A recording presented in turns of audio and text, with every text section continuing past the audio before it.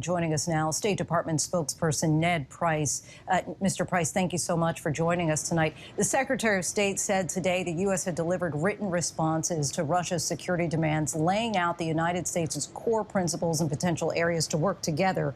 Already, the head of the Russian Parliament's International Affairs Committee said Russia's concerns, quote, weren't taken into account and that the ball remains in the West's court.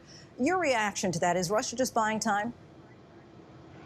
Well, Lindsay, we'll wait for an official reaction from the Russian Federation before we offer a reaction to their reaction. But let me just make the point that we put forward a written response to what we have heard from Moscow that is substantive, that is clear. It is clear about our concerns. It is clear about the areas that are non-negotiable, but it's also clear about the areas where we think dialogue and diplomacy can be constructive, can be effective, can be fruitful towards the goal of enhancing our collective security. That is to say, the security of the United States, the security of the transatlantic community, the United States and Europe, but also addressing some of the stated concerns that Moscow has put forward.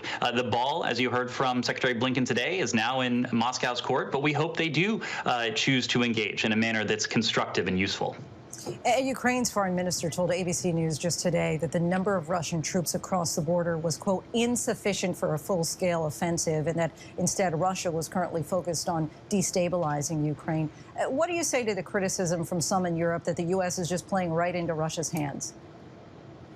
Well, Lindsay, this is not a time for panic. It's a time for preparation, and that's precisely what we've been doing. We've spoken of our concern for weeks and even months now, going back to November, and those concerns have only grown in recent weeks as we have seen more than 100,000 troops amassed on Ukraine's borders. We've seen tens of thousands of Russian troops dispatched to what should be a sovereign, independent country, Belarus.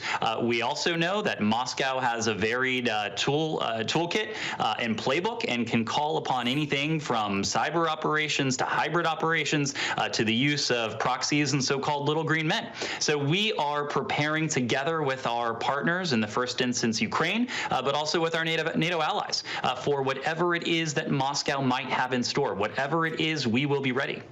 So you have used the word preparation or prepare multiple times, but a spokesman for Ukraine's foreign ministry said that the United States' decision to evacuate diplomats' families and some embassy staff from the country was actually premature and cavalier, cautious display.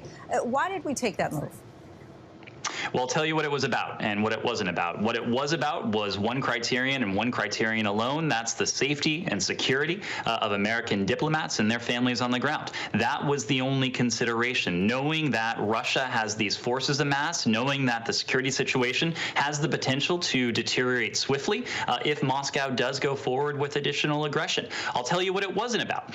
It did not in any way signal a diminution of our commitment to Kyiv, to the territorial integrity, to the sovereignty, to the independence of Ukraine. And we have demonstrated that time and again in recent days, recent weeks, and recent months, including if you look at the defensive security assistance that we have provided to Ukraine, more than $650 million last year, more than any other previous year on record. It's continuing to be delivered. We have authorized our allies to make deliveries as well. We were just in Kyiv last week where we met with President Zelensky, Foreign Minister Kuleba.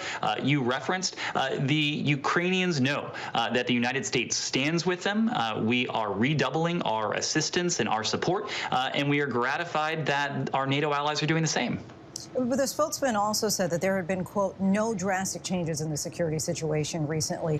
Why don't the U.S. and Ukraine see eye to eye on this?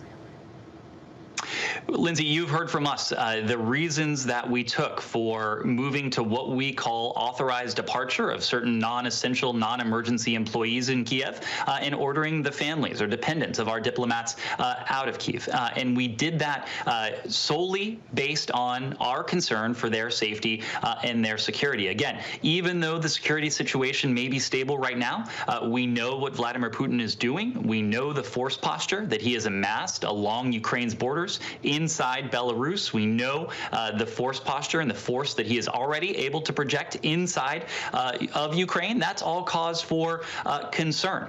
We, as we always do, our first priority is to the safety and security of our colleagues on the ground. That is what you saw us put into action this week. But again, this is not about any diminution of our support or commitment to the Ukrainian people, to the Ukrainian government. Quite the contrary. You have seen us redouble that in recent days and recent weeks.